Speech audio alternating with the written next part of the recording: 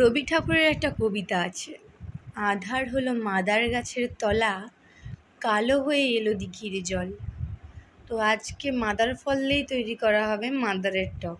সেই জন্যই আমরা সকাল সকাল চলে গেছিলাম মাদার পাড়তে।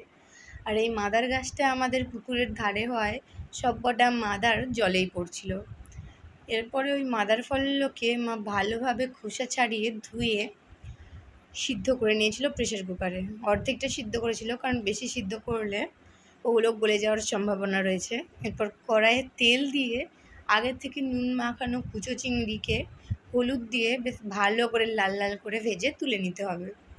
এরপর কড়াইয়ে তেল দিয়ে তেজপাতা, শুকনো লঙ্কা আর 5 ফোড়নে দিয়ে সেই অর্ধেক সিদ্ধ করে রাখা মাদার ফলগুলোকে দিয়ে ভালোভাবে মিক্সড করে নিতে হবে।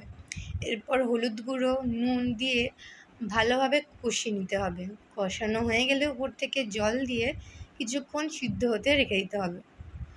সিদ্ধ হয়ে গেলে উপর থেকে দিয়ে দিতে হবে সেই ভেজে রাখা কুচো চিংড়িগুলোকে। এরপরে আপনারা দিয়ে দেবেন চিনি। এখানে আপনারা গুঁড়ো দিতে পারেন। তো এই চিনিটা আপনারা আপনাদের মিষ্টতা অনুযায়ী দেবেন। নামানোর আগে দিয়ে দিতে হবে সর্ষে বাটনা। এই সর্ষে বাটনা দিয়ে নামিয়ে দিলেই রেডি হয়ে যাবে মাদারের টক।